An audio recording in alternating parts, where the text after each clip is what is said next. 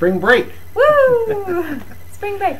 Okay, so throughout these whole entire videos, we've been talking about silver and ways to invest in silver. It's great. You're making a lot of money, especially now since silver has, what? Gone up dramatically recently. Okay, so that's great. Silver's gone up. The problem is that it's expensive to buy now too. So what are people doing? Okay, well, I don't have enough money to buy silver. It's gone up. So what am I going to do? Well, maybe keep my nickels. Maybe use nickel as a metal to invest in. Well, maybe that might not be such a good thing. Here's why. Okay. Yeah, I mean, the question is, should you hoard your nickels? The reason I think people are doing it right now, first is the modern nickel has 75% copper and 25% actual nickel. And if you go to coinflation.com, you'll see that the metals in this nickel actually are worth about 7 cents now. So the whole idea is, wow, I mean, if I can get this for 5 cents and somehow sell it for 7, that's a good way to make some profit. And maybe if you're afraid that you missed the nickel or the gold train, that's a way for you to kind of catch up. I have some problems with that, though, and maybe you will too when you think a little bit more about it.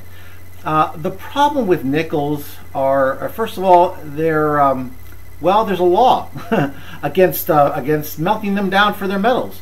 In December 2006, Congress saw this coming, and they passed a law that made it illegal to export nickels and pennies and to try to melt them down for their metal content.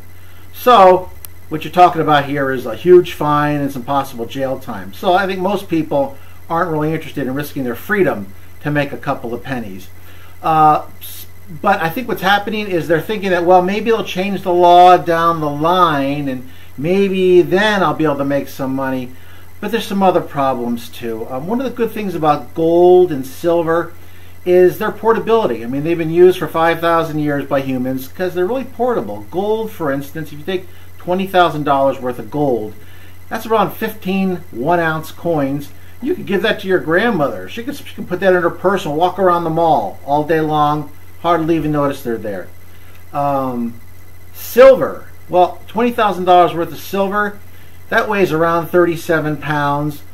An average man could carry that around for a good period of time too. And that's always great when you're talking about trading and and having coinage that is easily portable, which is a big plus in coinage. But now you're talking about nickels. $20,000 worth of nickels is 400,000 nickels, and that weighs about 4,410 pounds. Now, I don't care how much you work out at home, you're not going to be carrying around anywhere near 4,410 pounds. I can totally handle it anytime easily, and not to mention, you can hide your gold and silver coins in a lot of different places. But where are you gonna hide 4,410 pounds or 400,000 nickels? It's really not easy to put that anywhere. It's always going to be in the way. You're going to need a forklift to move the thing around, unless you want to risk wrenching your back or what have you. So, these are some of the reasons why I don't think saving up your nickels is really the best way to invest.